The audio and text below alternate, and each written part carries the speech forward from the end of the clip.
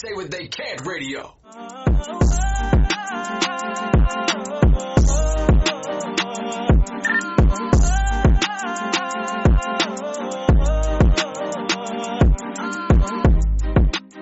Welcome to the Now What podcast. I'm your host, Tasha Monique.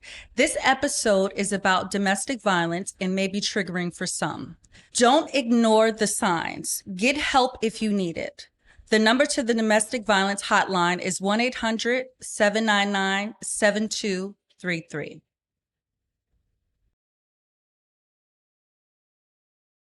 Welcome to episode 14 titled Don't Ignore the Signs. And my guest today is Miss Pamela McCauley. Welcome to the Now What podcast. Thank you so much for having me. Oh my gosh, Pam and I, how long have we known each other now? Several years. Right? It's been a couple of years now, like 5, 6 years, right? Yes. Pamela and I met during this amazing event that we have annually called the Curvaceous Competition. And Pamela was a contestant for several years with just so much energy, so much spirit, and we just connected. But on a bigger scale, we connect because we're both passionate about domestic violence.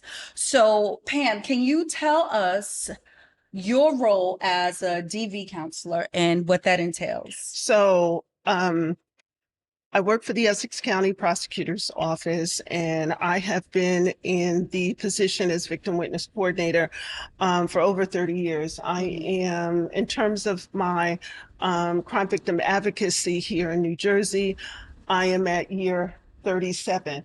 And wow. Yeah, it's amazing. It's a whole much. The reason why I am really passionate about just going beyond the awareness about intimate partner violence and its linkage to community violence, interpersonal violence. Sometimes we call it gendered violence, or power-based violence, because when we're talking about instances relating to intimate partner violence, there is an imbalance of power in the relationship.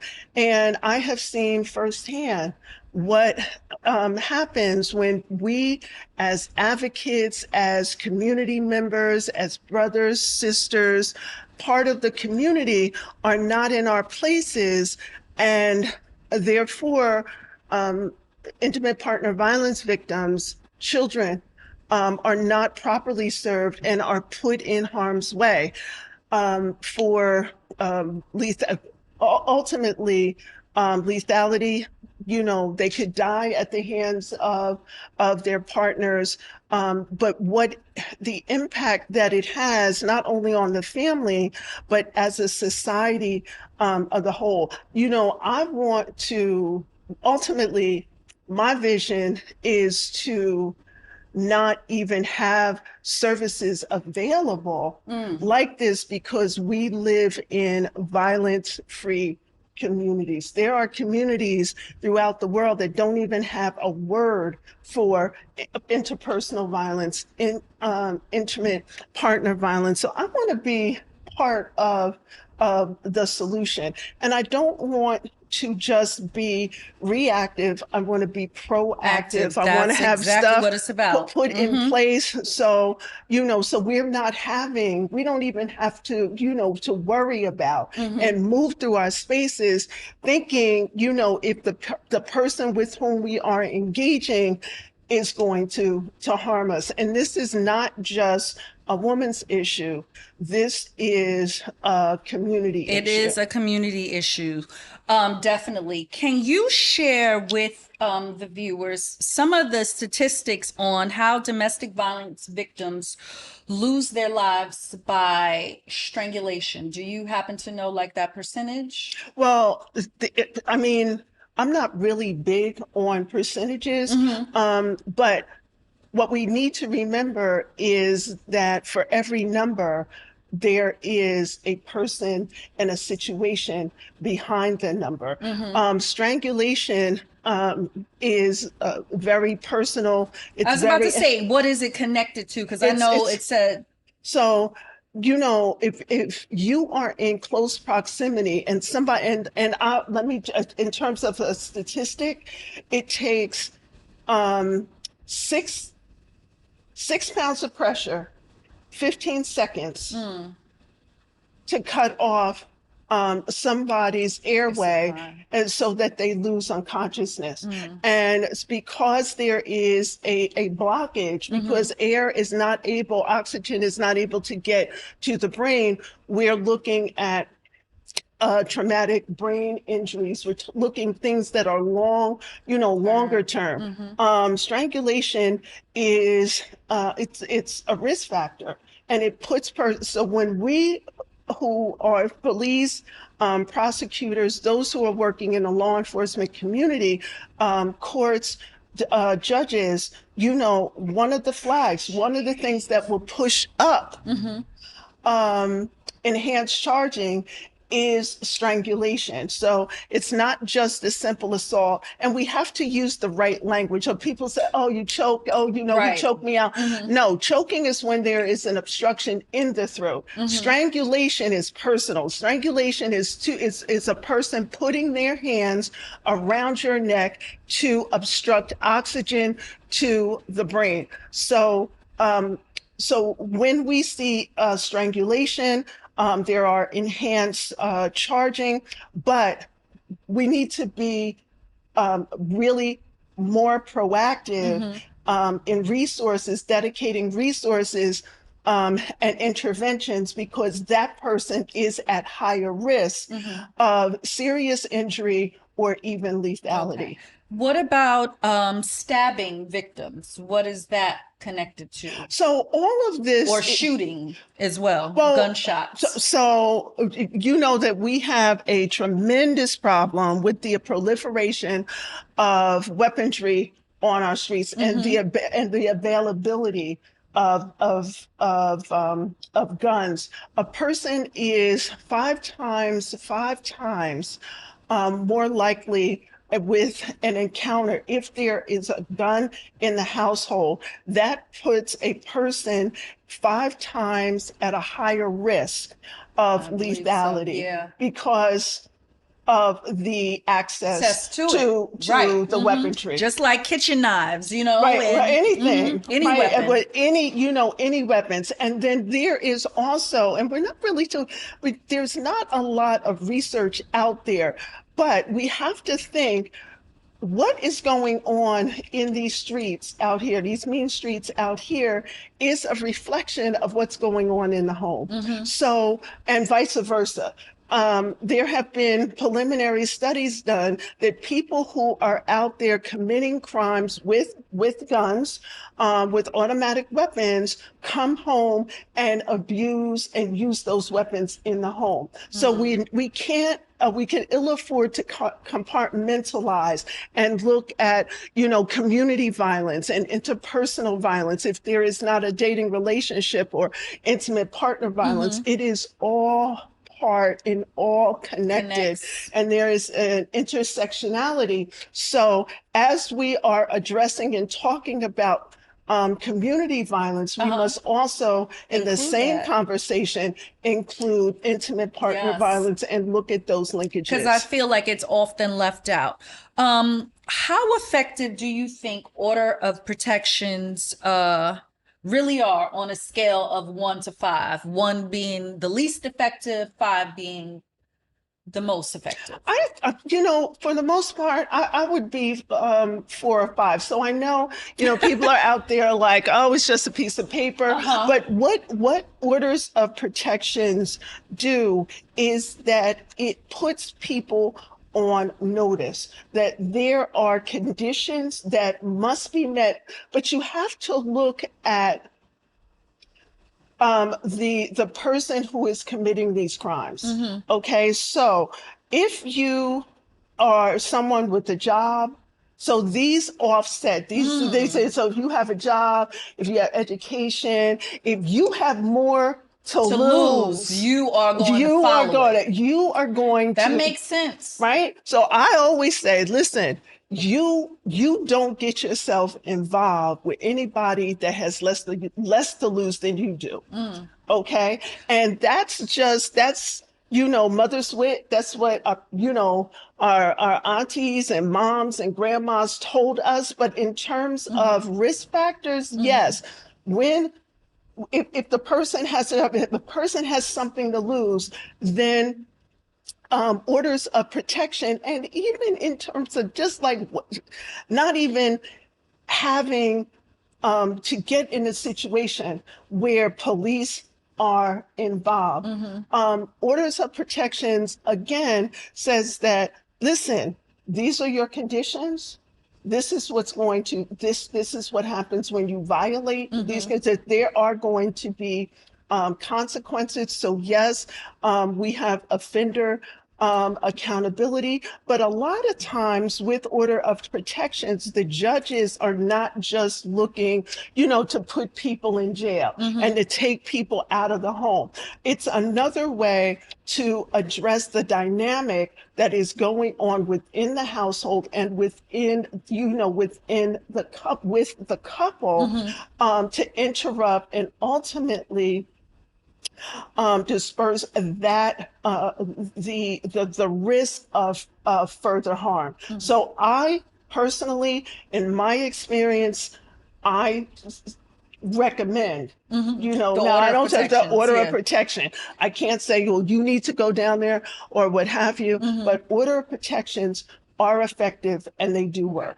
Even though I must say, in some cases, we've seen in the news and like personally, just knowing that there are some offenders who do violate that order of protection and they have plenty to lose. That's because they're just so far gone. But in order to protect yourself, I do think that that is a step that is necessary that you do need to take. It's not on you if that person violates it, but you need to be protected just to make sure that you're doing everything possible to protect yourself and your family. And your family, absolutely.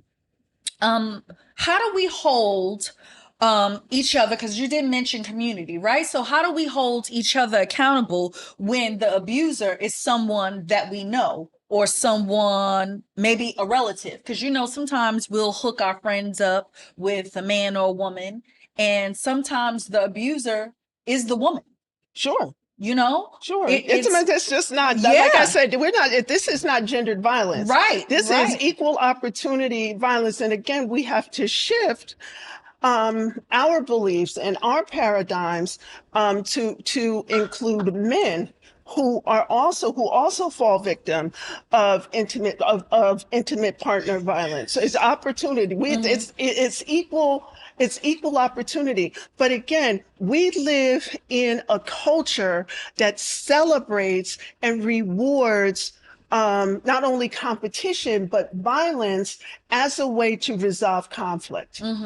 Right? So if we are so last week I did a training. It's called the Green Dot Training. It's on bystander intervention. So we are very good at awareness. We'll get out there. You said bystander awareness. Intervention. Okay. Intervention. So we are really good about getting the word out, podcasts such as this. But we also have to create spaces and strategies to prevent these types of offenses from occurring. So how do we engage? So we can engage people directly. When you hear someone say, that's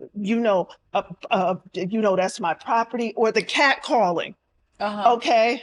We just talked about walking down the beach. It's like, nope, don't want to go there because I don't want to be bothered. And I don't want people. And as Black women, we have a right to our subjectivity and what we can do with our bodies. And we don't need nobody touching, grabbing, feeling, and hugging, kissing, all without our consent. So when we see these things, what do we do? So what do we do? We need to say, yo, that's unacceptable.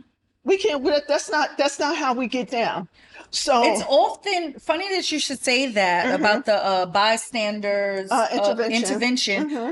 Um, People often mind their business, or now we live in a day and age where people are just going to stand by and And record, record. and not say anything. Or often it's like, okay, if these are my people, then I'm going to step in. But Hmm. if I don't know you, I'm going to mind my business because Hmm. I don't want to be harmed Hmm. trying to defend somebody that I don't know. Those are, Like, those are barriers, and mm-hmm, those are very real barriers because we don't know what people are capable of. right. I totally get it, but if we start from the position that sexual violence is not okay, intimate partner violence is not okay, power-based violence is not okay, abuse of children and the vulnerable, elderly, those who are differently able is not okay as a cultural norm. And we embrace the fact that we can do something. Mm-hmm. Right. And we can get this. And it's not just individuals doing one thing, but when we, just like this podcast. So when we're done here, you're going to, you're going to post it on all of the streaming networks. We're going to increase Awareness. contact and Mm-hmm. awareness. But when we begin to create safe spaces where this is not okay, and then Mm-hmm.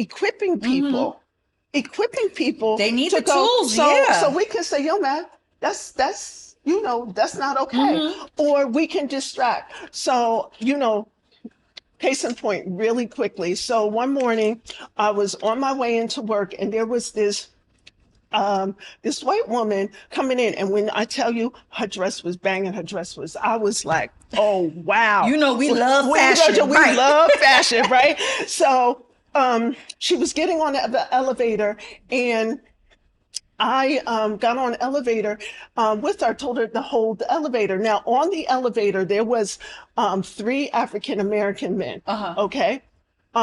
Two, they were like in their 20s, they were in their 30s, this older guy, Uh-huh. okay?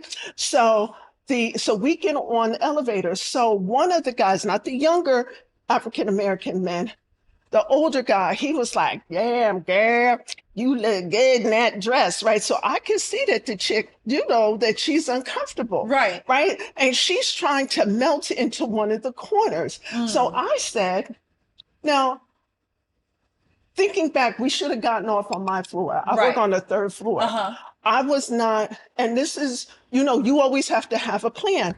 So I should have said, girl, come on, I got that file for you. Let's get off the elevator. But I'm thinking, I'm not getting off this elevator with that guy Right. Right. on the elevator. So up the upper floors that we go. So he continues saying things that were so inappropriate. And I was like, dude, excuse me. Uh-huh. I was like, you are really making us uncomfortable. Can you please, we know that you like what she has on, but please, you're making us uncomfortable. Mm-hmm. So what did he do? He was like, nah, you just jealous because you don't look as good as she does. Oh, he went there. Oh, snap. What? Oh, snap. So you know what happens when the sister starts pulling at her earrings, Right. What happened? You Okay. didn't take off the earrings, I did was you? like, I almost went there. So I looked behind me. I know you a goon, Pam. Right. Right. Yeah. Okay. We know. So, Yes. because something, we can't live in fear. So I turned around to the two brothers that were on the elevator. I was expecting them To say yo, something because in all your they had to do was say, yo, bro, chill. bruh, Right. bruh, Right. really? Mm-hmm. He did nothing. They did nothing. Mm-hmm. So Minding the their guy business. took a step towards the girl on the elevator. This is in the morning? This is in the morning. It's how I started my day. He takes a step towards the girl in the elevator. I dropped my bags and I took a step towards him and I said, what part of you are making us uncomfortable don't you understand? Mm-hmm. And then it was on and popping. Now the guys got off on one of the upper floors, and when they got off, they had to step around us. And I was like, dudes, really? And they still still like ain't this. say anything. They got just off the floor. shrugged They their went shoulders. they just went, like this. That is not effective bystander training or intervention. And what I did, I placed myself and that girl in harm's way. What I'm saying is that there are proper ways to intervene. So we can say things that just like, yo, man, just, stop it. Mm-hmm. Or we can, we can distract. Okay, if we see something, maybe, two people who are engaged in, you know, uh, fellowship, intimate or intense fellowship, or they're having an argument, Uh-huh. and we want to intervene, I don't, drop $10 on the floor, and it's like, excuse me, is that your $10? All I'm trying to do is to distract so that They can they disperse. can regroup with and make sure that both parties maintain their dignity. Mm-hmm. So yeah, there is something, but we can no longer afford to live in our spaces where it's not my problem, Mm-hmm. because ultimately it's going to be our problem. I'll play devil's advocate here, because Sure. you know how people are saying, like, okay, that sounds good, right? Until you interject, you use those tools, and then Mm-hmm. you get cursed out, or Right. you get punched in the face, or Mm-hmm. you get beat up. Like, literally, me and my girlfriend, we were walking to they had a summer event, Mm-hmm. and you can tell clearly that the woman was on drugs. She wasn't wrapped too tight. So we're walking, minding our business. She was like, both of y'all ugly. Damn, y'all ugly. You heard me. Y'all bitches is ugly. What? Now, we could have been like, what? What? Now we're fighting with someone who's not sane, right? But what did we do? Just keep So walking. Don't even okay, say okay, anything. It so wasn't like an altercation happening, but it was happening towards us. us. And instead of us reacting and responding to the crazy and foolishness, Mm-hmm. we just said, we laughed, Right. chuckled, like, okay, this is a crackhead. Okay. Clearly, she's a Right. That's right. crackhead. And clearly she's blind, because Right. she's blinded. We She's had on blinded our by backs. Okay. our fabulosity. Right. But It was just crazy. But you have some people who will match that energy, or you'll see an altercation, you'd be like, yo, break it up, break it up. And then that person be like, yo, mind your effing the business business. before I slap the crap out of you. Mm-hmm. And then sometimes you do have the girl who will start protecting the Mm-hmm. abuser. And now they fighting you, and you like, girl, I'm trying to save you Right. because you look like you were being abused, or like So what. so we have to know when to intervene. I'm not saying that we have to intervene at like all of this. So Mhm. that has happened. It was Because that like happens, right? but That's a real thing. and sometimes and listen, you have to know when to engage. I know when to Makes sense, engage. yeah, Listen, if because you you got are to not protect put yourself. and I'm just going to keep it real. So first of all, if you are not if it's not necessary, if it's not uplifting, if you're not putting money in my pocket, if you are not adding to my joy and my happiness, and I'm just going to keep it real because we are grown women, if there is no possibility of multiple orgasms, Hello, I somebody. do not engage. So, 99.9% of the population, I'm keeping it moving. But there are some times when, and calling the police. Sometimes taking out your phone and recording so that there's a record. You know, is it George Floyd?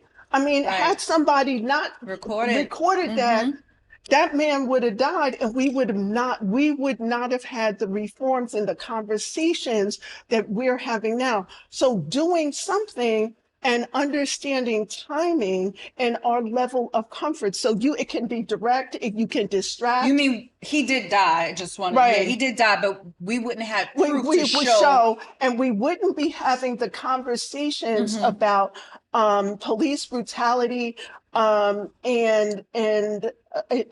how we live, how people of color are forced to live in these in hostile spaces. I don't think we might have, or even Breonna Taylor. You know, all of these things, we are now having these conversations because somebody recorded it.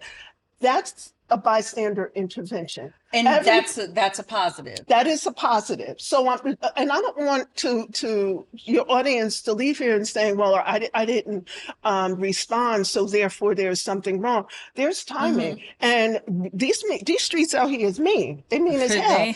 Very So mean. sometimes, we may not be able to respond. Now, I'm talking about our intimate circles where we have a sphere of influence. And then sometimes, you hear stuff and you don't want you don't want to call somebody out in front of Right. other people. You Especially always the people that you know, right? You right. like So, that but make you you feel know what? But there uncomfortable. might come a time when you're like, something that, but can we just go back and revisit what happened? Okay. And I was really uncomfortable. Okay. So there are ways that we can intervene and again, leave the person with their dignity. All Which right. is So it's all important. time. Yeah. Yeah. So yeah, I'm not Words matter. It's all about words delivery and how you say it. Yeah. and the timing and the timing. But the bottom line is that violence is not okay in our community, and that there's an expectation that we can do something. How early would you say we should start teaching our kids like self-defense and the tools on how to de-escalate situations, because it happens as early as grade schools where you see With like bullying. exactly boys bullying the girls, vice versa, but they think it's fun and games and they will encourage their friends and Right. it's like bad behavior, like, and then that escalates. Now you're in middle school, now it's your boyfriend or your girlfriend. Now you're in high school, like it can turn into sexual abuse. Absolutely. It does. Like, These conversations start very early, not even school age. We should be bringing up and calling that. And like I said, maintaining dignity, but we need to be having conversations about what's okay and what's not okay. And that little boys and little girls have equal value, and that there are certain roles, there are certain institutions in our community that reinforce this type of behavior. We can look at advertisements and and what we see social media and on TV and in print media, and it reinforces, gender roles and gender types, and we're not checking them. So this is why we have to say, if this is, if you are who you are, then that's great. And that person over there, they are who they are. Okay, because you have value and so do they. That we have to create environments where kids know and understand that they are loved, that they are respected, that they are regarded regardless, of their age. And again, it goes back to even little kids, because they're doing bystander intervention training and equipping little kids. Like, that's starting not at what age? They're in elementary school. It's necessary. It's necessary. So necessary. Yeah, it's like, it's so, I don't think I think, like I said, there are societies in the world that don't even have language for violence. They don't have language for or a concept of intimate partner violence, domestic violence, suicide. Okay, because that's ultimately also a risk factor. People thinking that my only peace is that I'm just not here, Right. and that's tragic. What would you, in your opinion, what do you think are the top 3 reasons people stay with their abusers? Well, a lot of it has to do with class. There's intersections between race, class, socioeconomic levels, gender. So there's a lot of things. But listen, if you don't have the means, And let's talk, because we're women of color, Black women. We may not have the means as white women or Asian women. So a lot of it has to do with resources. But even in our community, we can ill afford. So a lot of times we are forced, to identify either by our Blackness or by our womanhood.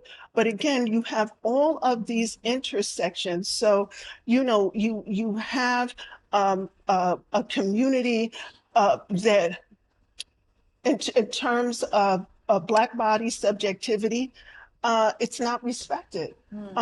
We have, Black folks do not economically, do not have some of the means that other members of our community have access to. There is a weaponization of education. We saw that from the recent Supreme Court about affirmative action. Okay, you know, um, so, when you don't have access, equal access, and all we're looking for is an opportunity, there's a lot to be said. There's a difference between equality and equity. Equality means that everybody starts at the same place on the line, and whether or not, depending upon your ability to run the race, some people may cross the finish line faster than someone else. But what equity says is that, so I might be different bodied or differently able. So I need to start in front so that I have the same opportunity to cross the line with everyone else. So if you have these barriers that are set up, in terms of resources, and folks are not able to exercise or don't have access to those resources, then they don't have choice. And the bottom line, and I've heard some, women and people, men in the situations, it's like, listen, I just want, the violence notwithstanding.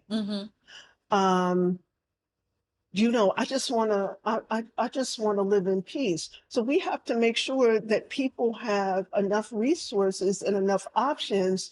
So if they decide to leave, that they're able to do that. And as providers, we can't be so bold and arrogant that we know what is best for the folks with whom we are trying to help, because that's also a barrier. We always have to check. We have to check our biases, our prejudices, our perspectives, and really and then not judge. Listen, I may not agree, but that doesn't mean that I can't support you in your decision. When we talk about intimate partner violence victim survivors, a lot of them say, you talk about learned helplessness and, they can't leave and things like that. But the reality is that people who find themselves in these situations and exposed to this type of violence,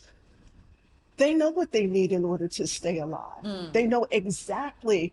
And we can't come in and say, as family members and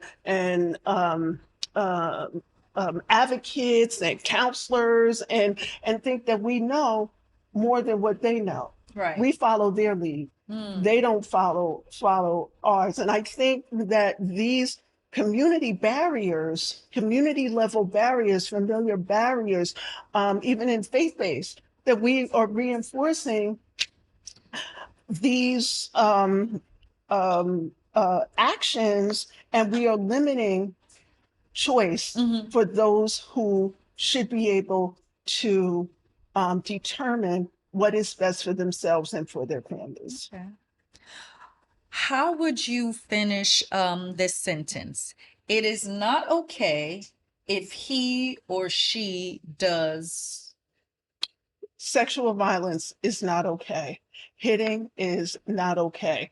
Um, Threats and intimidation is not okay. Coercion is not okay. Violence against the pets, using children as a Ooh. means to manipulate and to dominate, to intimidate. You said violence against pets? Violence against pets is Yeah, that's a huge. thing. Yeah, It's like yeah, yeah. that's the thing, because Mm-hmm. or punching or breaking um uh punching walls and breaking china, and we Mm-hmm. see that, on TV, and TV, then like we're it's, like, yeah. but Mm-hmm. the message is, that's you. Right, right. Okay, That's the threat. That's the that's the thing. That's intimidation. the thing. Mm-hmm. We've had cases, and we prosecute cases, where there is abuse against the pet, but that's also a risk factor. If that's happening, and I'm not saying, when we talk about risk factors, we're not saying that this is automatically going to happen. What we are saying is that you are at a higher risk Mm-hmm.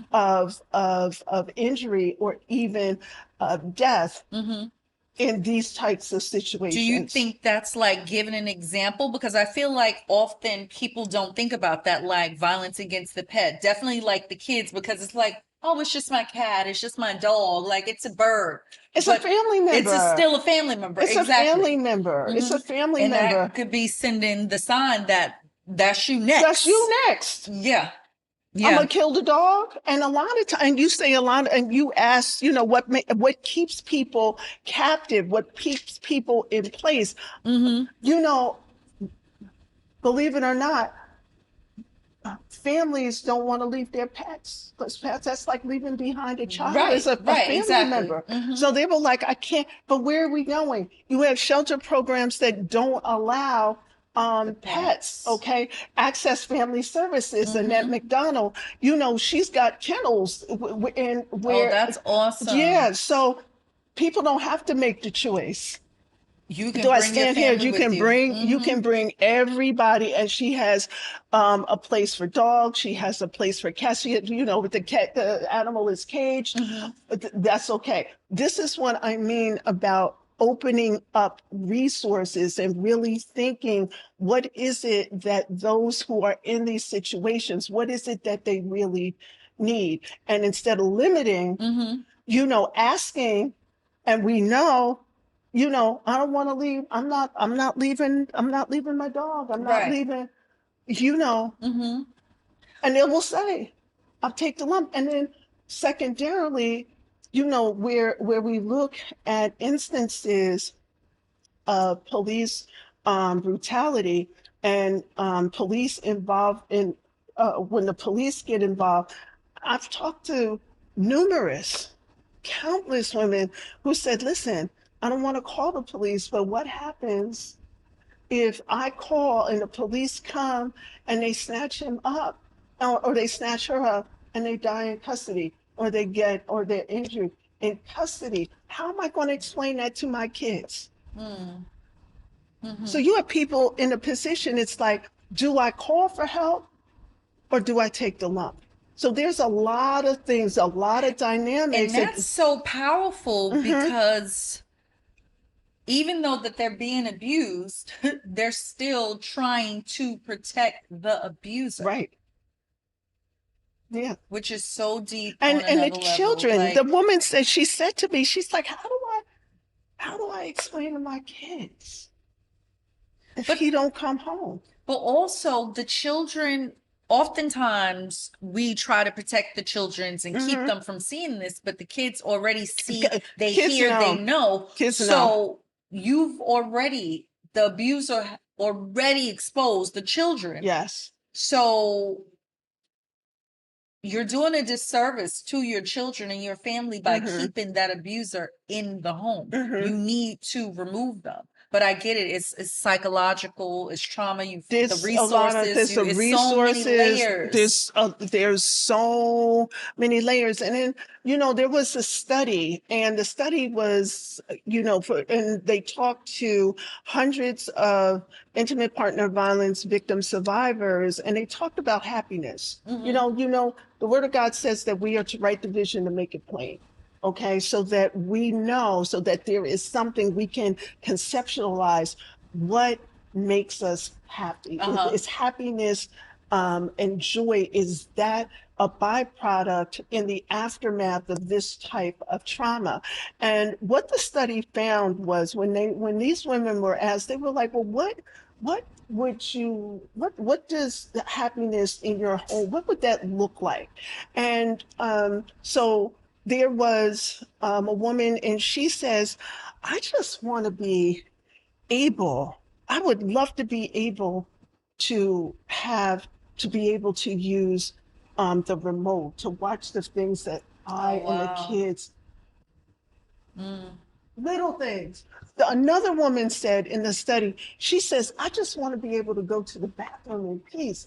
I don't want to have to leave the door open. That's a real Okay. thing. And Yeah. him coming in and pulling me by my hair off the toilet because I'm taking. So what we Because think, you closed the because you do door. it, or because he doesn't, he thinks that he just can do it. Like I'm his property, and I don't have a right to my own privacy. So this is, this is reality.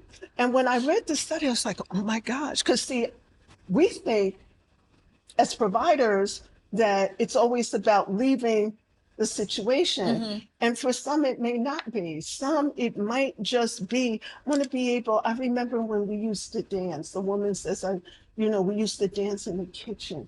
I would love to be able, so that there is that bond. And there's such a thing. Listen, trauma bonding is a thing.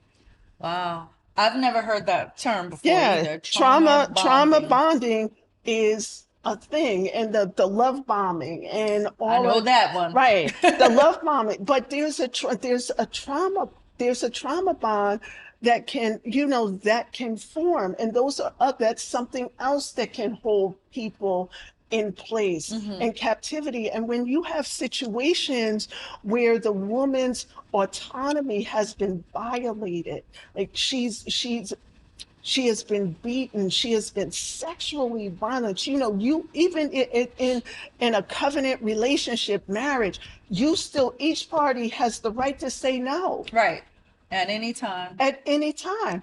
But the sexual violence and what happens to that, you no longer have physical autonomy and choice as to what happens to you. And a lot of times this spills over into interactions with the children. And there's an element for some with drug use and prostitution. Right. We hear that, with human trafficking victims, all of this. And when there's an assault on our personhood and our humanity, when we are broken, how do we say no? Right. Where do we go?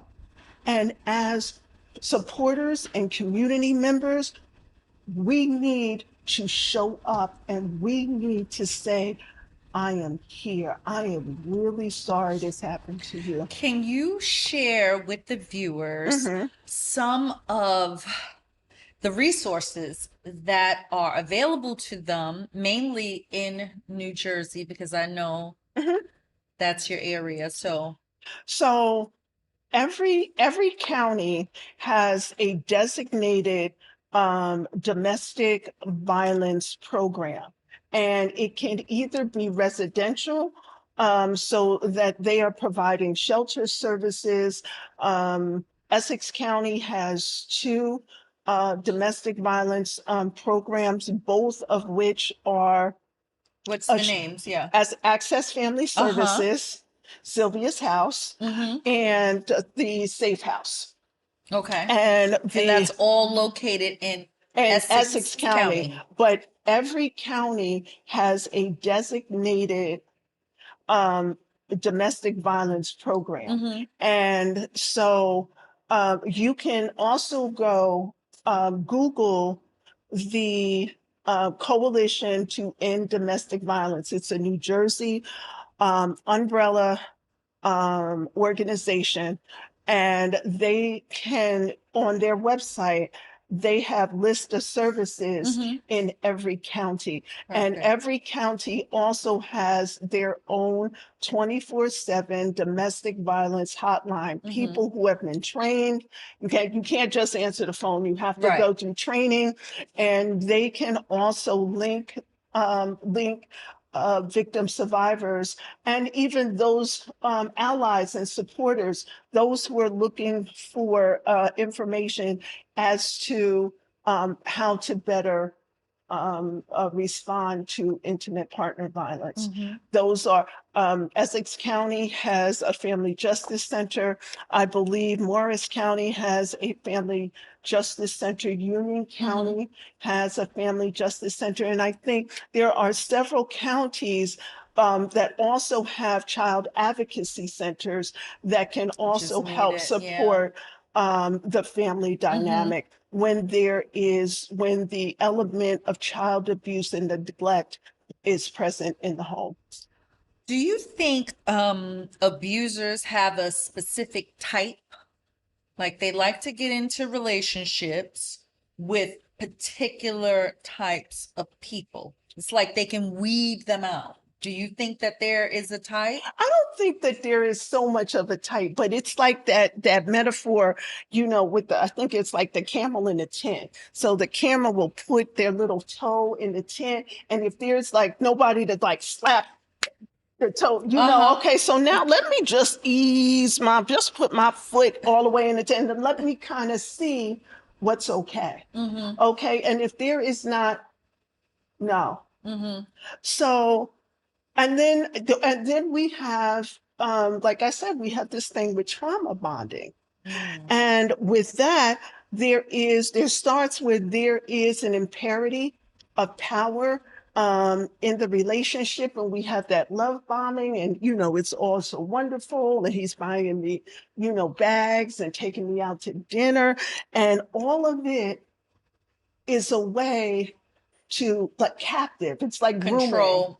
that coercive control. And then violence is not a consequence. The violence in the relationship is the enforcer. So yeah, so you get the person in, and they're like, yeah, this is wonderful, wonderful. Then your wonderful. representative leaves. Right. And now it's it's a slap, or it's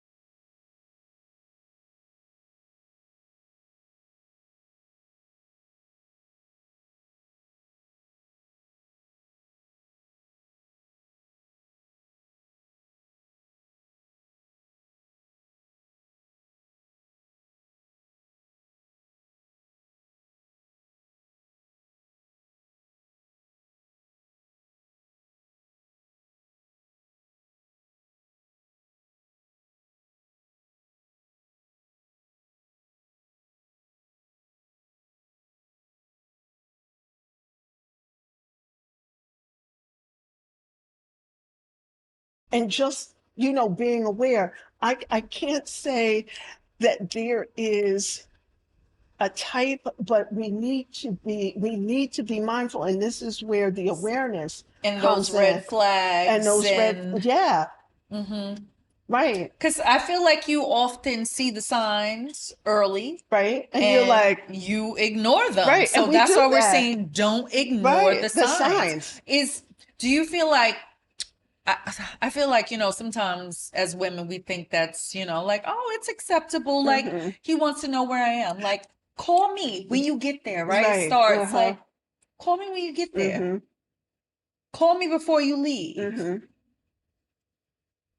You did that, but then also while you're there, wherever there is, They're blowing he's up calling you, there you go. blowing That's up the phone. sign. You've called me 4 times already. I Right. told you I went to my sister's house. Right. I'm here. You already know that. I told you what was going on. You called 3 times. Yet you didn't want to come with me to my sister's house. Exactly. I'm calling you and I'm Exactly. on my way. Oh, Yeah. but maybe I had to pivot and drop off my aunt. Right. Or maybe I had to pivot and do something else. So now you tracking like, oh, you left your mother's house an hour ago. Why you red dot.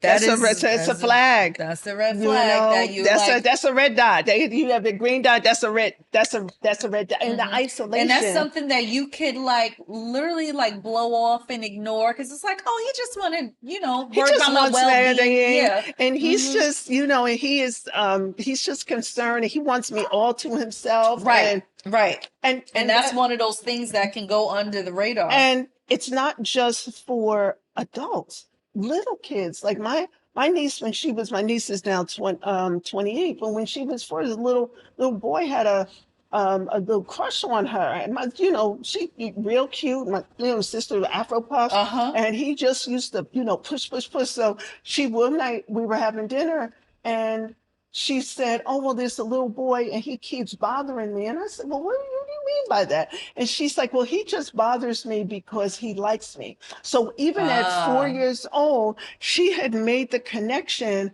between affection and aggression.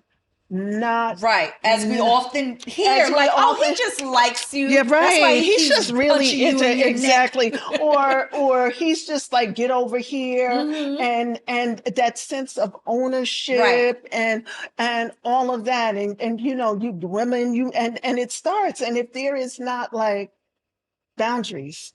Right. And it's the same with women because often I feel like men are ashamed. They're not as vocal when Yes, it comes to um what was the term that I just learned? I already forgot.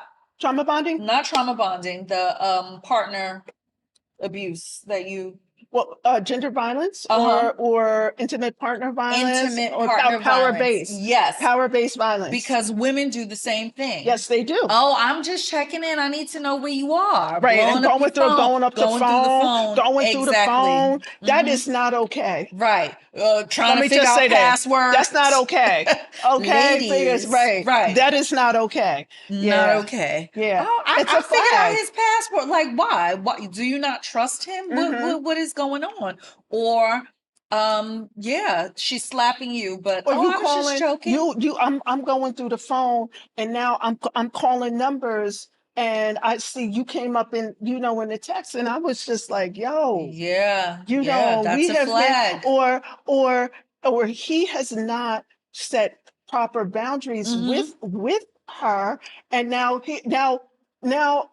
somebody else has an issue. It's just not okay. We say, intimate relationships are work, but I refuse struggle love. Okay. We don't want struggle We love. not Mm-mm. doing we're That's not not doing the sexy. struggle. No. No, we're not afraid to work, and we're not afraid to build. But these are the things that we have to be mindful of that are Mm-hmm. just not okay, that have the potential to explode Yeah. and create spaces that are not safe, that are dangerous, that Showing are up unannounced. right, for men and for For women. what? Yeah, both, Men and for women, both for sexes. victim Yeah. and offender. Mm-hmm. Yes, absolutely. That's not. No, I don't like that type of surprise. Let me know No, that you're coming to let over. you, Like, what are you popping up? What are you? right, right. Red Or why are flag. you saying, exactly? Why are you sitting outside? Why are you sitting on my house? Right, right. Just little and things, like I said, that we don't recognize as strange. See, and that's the thing. Saju Jolly, and he's a filmmaker, and his focus is on um examining gender roles Uh-huh. and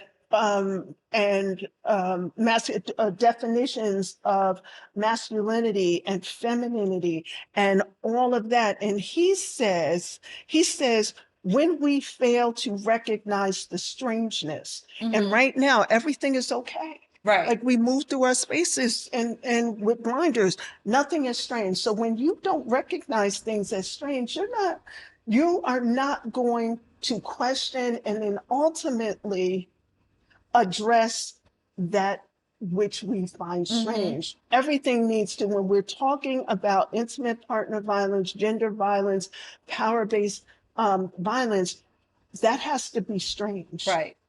And we have to say, that's no, that's Mm-hmm. not okay. And we're going to put things in place. Like if you come in everywhere we go, whether it's at work or in a barber shop or nail salon, in the gym, in church, we need to, when we enter in, we need to understand and know that this is a safe place, that we are not going to tolerate this type of behavior. Mm-hmm. And that we as a community are in a position to address those things. So yeah, we Absolutely. have to recognize, but we have to be willing to challenge. So before we end this episode, Mhm. what are some things that you would just like to give advice to someone who may be in a relationship that is trying to get out, whether it be male or female? Um, what are the steps that they can take to get help and So get out of that relationship? Me as an ally, me as a supporter, the first thing I always say, if when I'm meeting people, I have to meet them. We have to meet them where they are. Mm-hmm. It's not for them to to attempt to navigate these spaces and access services, and then you know with the side eye, it's like, am I really going to be helped? So I I say that I am really sorry that you find yourself in this situation. Uh-huh. I am sorry that your household members, your children, are affected by the actions of the offender. It is not your fault. I believe you Mm-hmm. when you tell me what's going on, that I hear you and I see you and I am affected by what you tell me. I am here as your cheerleader, as your coach, as your confidant, but I am not here to tell you what you need to do. Hmm. Power has been taken away from you. So you Your let them autonomy decide. has been taken away from you. Your humanity has been taken away from you. But you have the potential and now the space to re-examine and to redevelop and be reintroduced to the things that is okay for you. What is okay for you is okay for me. Mm-hmm. I'm also here to tell you that it's probably going to get worse before it gets better. It can get better, but it can get worse. And what you also need to know is that I'm here. I I'm like here. that you said that you give the victim the power Hmm. because it's been taken away from them already. And I It's think, your show. right, it may be hard for them to receive that in the beginning Hmm. because they don't know how Hmm. to navigate in that space. Hmm. But But that's I where you come in validate and you and I help. validate. Listen, Mm-hmm. I affirm. That's what we're Mm-hmm. supposed to do. Listen, Mm-hmm. what if I'm telling you what to do and you need to do? That's what the offender did. Mm-hmm. Okay, the offender took the abuse. I'm not trying as a bystander. As the person that stands between the victim and the perpetrator, as the bystander, always going to fall on the side of the victim. I'm going to believe what it is that he or she tells me, and I am going to remember and acknowledge your hurt Mm-hmm. and the fact that I'm here when you're ready. That's powerful because it just don't happen. And I feel like that's another reason why you have like victims that don't really reach out Hmm. and utilize the resources that are Hmm. there because they fear that they won't be Believe. believed, That they're going to be valued, judged. that they'll be judged, Hmm. and they won't have the power or the control to Hmm. do for themselves and improve their situation. Exactly. Exactly. So, Miss Pamela, I just want to thank you so much for Thank joining you. me on this episode. And again, I just want to let everybody know that there is resources out there. Yes. If you want to leave, if you want to seek help, you can contact the domestic violence hotline, and that number is 1-800-799-7233. Pam, do you have anything that you want to say before we leave? Well, I just thank you, for the opportunity to create, spaces where we can have these critical conversations and letting people know that if they find themselves in these situations, that there are options and they're not out here, by themselves. So I thank you for the opportunity for allowing me to share this couch and be a part of this really important conversation. Thank you. Absolutely. Thank you. And as always, I will continue to raise awareness, have my fundraiser events in the name of domestic violence. I've lost friends to domestic violence. Unfortunately, we've all know people who are affected by domestic violence, and hold your peers accountable. Okay. Yes. This is the Now What podcast. Tuning out. Thank you. Thank you.